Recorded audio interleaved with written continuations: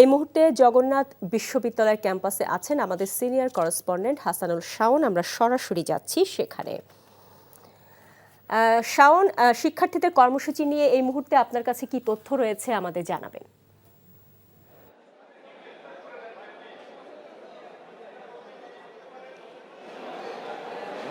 জি শাওন, যেমনটি বলছিলেন, আসলে শিক্ষার্থীরা আজ সকাল থেকে শাটডাউন কর্মসূচি পালন করছে এবং গতকাল থেকে যে অনশন সেটি এখনও চলছে।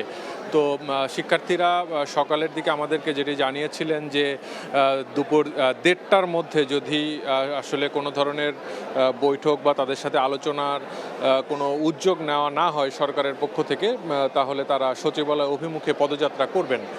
কিন্তু এর মধ্যে দেখা যাচ্ছে যে 2টা পার হয়ে গেছে, বেলা 2টা, কিন্তু এখনও তারা সেই পদযাত্রা কর্মসূচিটি শুরু করেননি বা তারা এখন আসলে অনশন কর্মসূচিতে অবস্থান করছেন।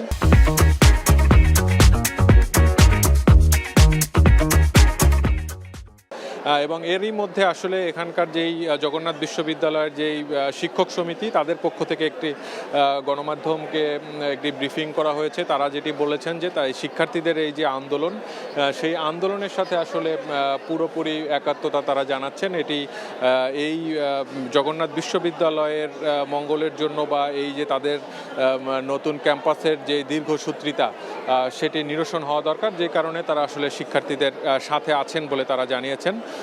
এরপরে মূলত এই জগন্নাথ বিশ্ববিদ্যালয়ের ট্রেজারার তিনি একটি ব্রিফিং করেছেন। তিনি ভিসির পক্ষ থেকে কিছু বার্তা শিক্ষার্থীদের উদ্দেশ্যে কিছুক্ষণ আগে দিয়েছেন। তিনি যেটি জানিয়েছেন যে শিক্ষা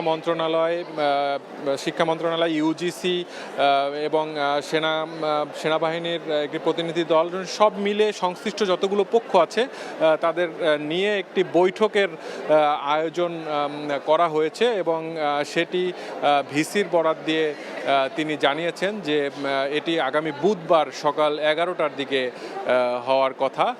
তো এর প্রেক্ষিতে তিনি শিক্ষার্থীদের প্রতি এও আহ্বান জানিয়েছেন যে তারা বিশ্ববিদ্যালয় কর্তৃপক্ষ আসলে চেষ্টা করছে দীর্ঘদিন ধরে এই প্রকল্পের কাজ এগিয়ে নেওয়ার জন্য। তো এখন অনশন করছেন যেহেতু শিক্ষার্থীরা আবার আন্দোলনে নেমেছেন। তো এরই প্রেক্ষিতে যেহেতু বৈঠকের একটি দিন তারিখ নির্ধারণ হয়েছে, সেজন্য তিনি শিক্ষার্থীদের আসলে এই অনশন ভঙ্গের একটি আহ্বান জানিয়েছেন ভিসির পক্ষ থেকে। কিন্তু এই বিষয়ে আসলে শিক্ষার্থীদের বক্তব্য আমরা এখনও পাইনি। হয়তো কিছুক্ষণের মধ্যে শিক্ষার্থীরা তাদের অবস্থানটি জানাবেন। তো এই ছিল মোটামুটি আসলে এখানকার সবশেষ অবস্থা। শাওন, জানছিলাম জগন্নাথ বিশ্ববিদ্যালয়ের শিক্ষার্থীদের কর্মসূচির খবর।